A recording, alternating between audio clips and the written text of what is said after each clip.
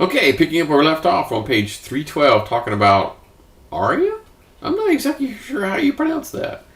Anyway, it's all about using landmarks. So inside my code, I can actually add something that says this is, a particular piece of content. So they have roles. They have one for banner, which, mostly is going to be things at the top. You know what these things are. Banner, navigation, main, complementary information, content information, like a form, a search bar, those kind of things.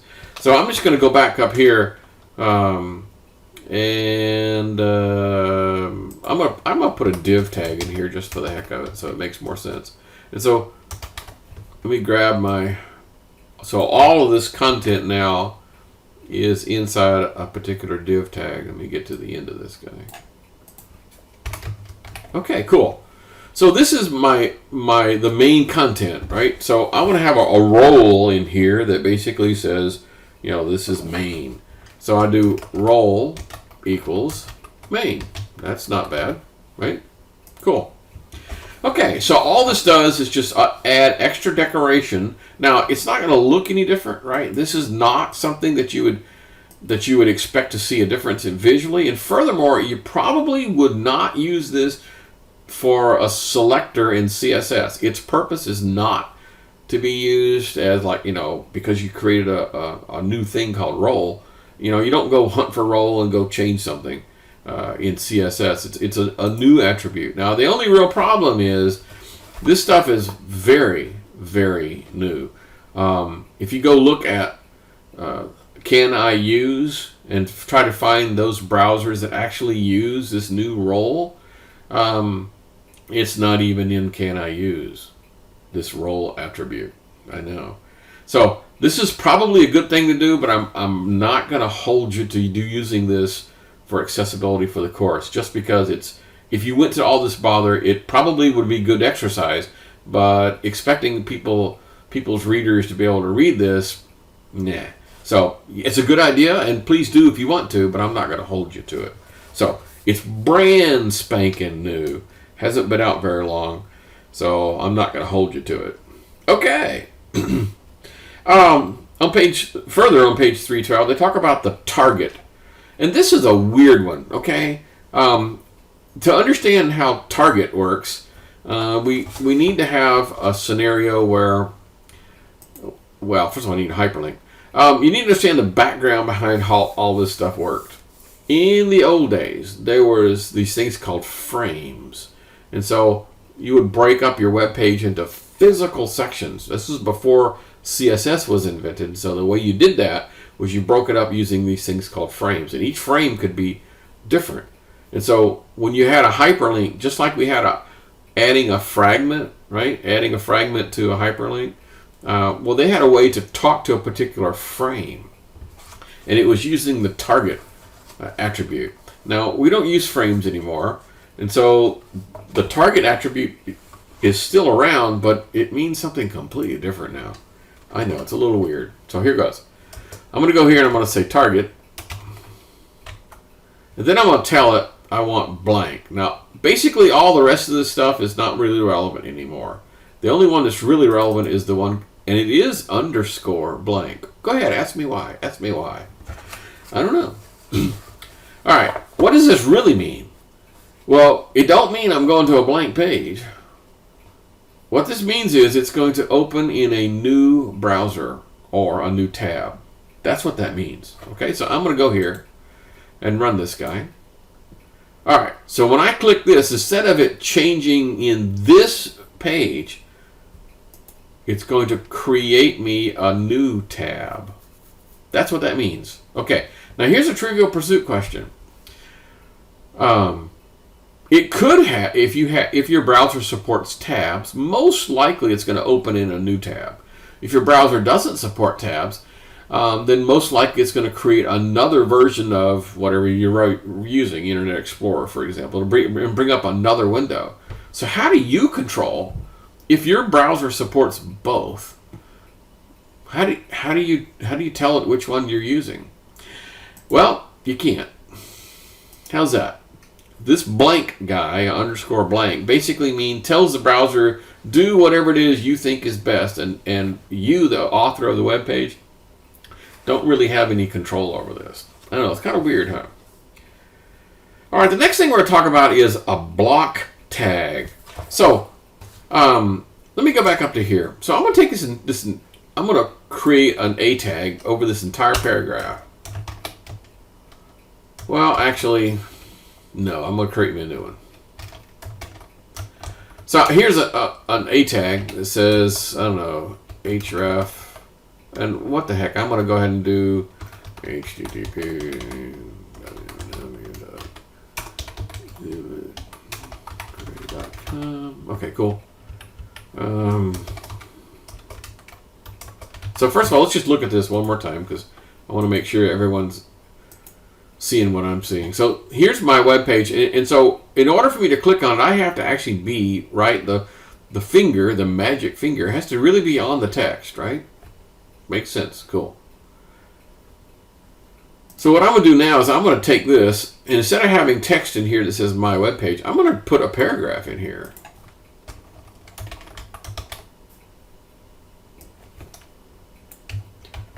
Now you might think, well, that's hardly any different. All you're doing, instead of just putting text, you're putting a paragraph in. Okay, cool. Let's view this. All right, so now watch the finger. Oh, you mean I can click anywhere inside that box now? I don't have to be on the page. I guess it probably would have made a little more sense to have a background color in here. Doggone it. So I'm going to go ahead and do style equals background color. I don't know, yellow something. How about, there you go, aquamarine. That's a good one. All right, let's try this again so you can actually see what I'm talking about. So now, the entire block is a hyperlink. I can type anywhere inside here. So for example, let's say you're making a button, and so the button is like 100 pixels wide and 100 pixels tall. You know, pretty good sized square button, and you have some text in here that says articles or photos or whatever it is you want the button to say. Using just a hyperlink, the mouse would have to be on the text. But using this technique, I can be anywhere inside the button. Okay. Again, this is not rocket science. It's just something cool that they added in HTML5, the ability to make a block on hyperlink. Okay. Not really all that sophisticated. On page 213, they talk about two new things they added, two new protocols they added. And this was basically was written with the people who have smartphones in mind. So here, here's a hyperlink, right? href. And I'm going to leave that blank for just a minute. And, I don't know, call this number. So I can actually put, instead of having HTTP, I'm going to use tell asterisk, and then put a phone number in here. Isn't that pretty cool? And so you can go in here and I can put 555 1212, and that's going to be a hyperlink. Now here's part of the problem. What do you think this machine, which is a desktop, what do you think this machine is going to do when I click this?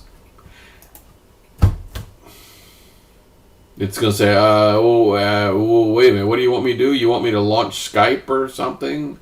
No. Clearly, this was kind of sort of written with people who had smartphones. So when you clicked on this, it would do the dialer, and it would automatically call that person. Isn't that pretty cool? No, so desktop, that don't really work that well, because it's certainly not going to call them on their cell phone if you don't have cell capability. There's another one, very similar to this, and that is, I do, instead of this, I do SMS for short message searches, or in other words, a text, right? You know what we're talking about. And so, some sort of a text, I'm supposed to send a text to these guys. Okay, so take a peek at that. It's not difficult. On page 213. It's two new protocols.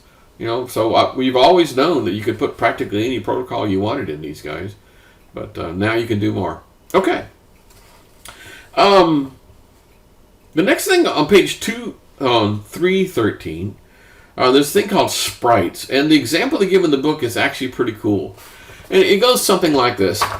Whenever your machine asks, the way it processes web requests is, it goes and gets the text, the HTML, from the web service, pulls it into your browser scans through it and says, I need a picture, goes and grabs a picture. Oops, I need another picture, goes and grabs a picture. Oops, I need a third picture, goes and grabs a picture. And that little back and forth is kind of expensive. I mean, not really, but you can tell, having to process the web page and go get an image and get another one, and third one, fourth one. Maybe you had 40 images in here. It would be kind of slow because it would have to go back and forth. Wouldn't it be kind of cool if there was a way to sort of like create a zip file? Now, I'm using that term kind of philosophically, but a way to combine 5 or 6 images together into one giant image. So I'd go get one image, just once, and then I would tell it, use the one in the upper left-hand corner, use the one in the the lower left-hand corner, and just tell it. So I get one file that has multiple things, like a mosaic, right? So this mosaic of images, and then I tell it with a coordinate system where I am in that thing. You're over here in this corner, you're over in this corner, you're on this corner, you're on this corner. So it actually does speed things up.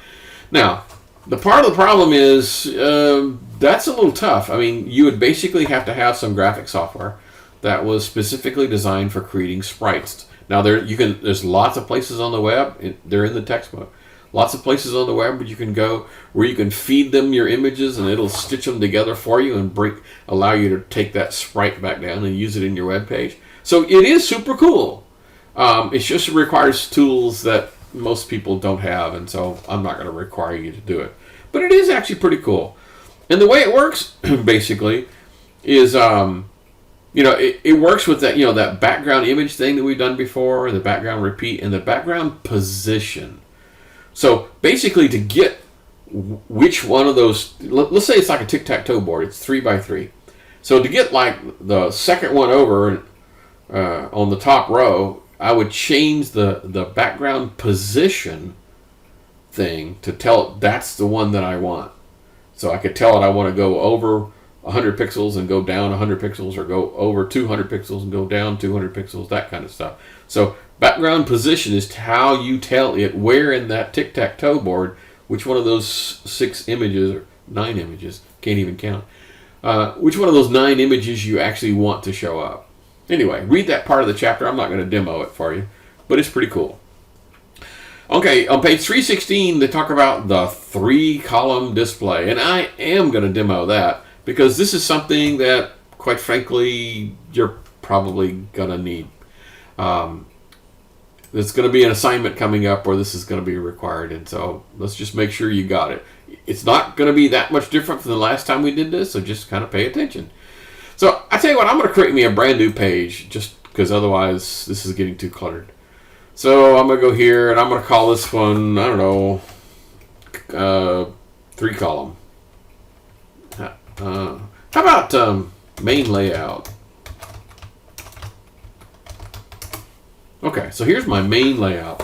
All right, so I'm going to kind of do this like step by step, and you can kind of sort of follow along in the textbook, kind of. First thing I'm going to do is create me these sections that I need. You remember how before we had a wrapper, then we had some of these other positional things? That's exactly what we're going to do here. Let me find my page here, my cheat sheet. Okay, here we go. So I need a div tag inside body. I can do that. So a div, and I'm going to go ahead and give it a name, and it's going to be ID, and we'll call this one wrapper. So this is not new. So everything else is so far so good. I want something that's across the top, and I'm probably going to use just the built-in header thing, so that's not a big deal. So I'm going to do header, and let's go ahead and put some text in here so we can see what's going on. This is header. Okay, cool. So what normally comes after that? I'm going to do nav.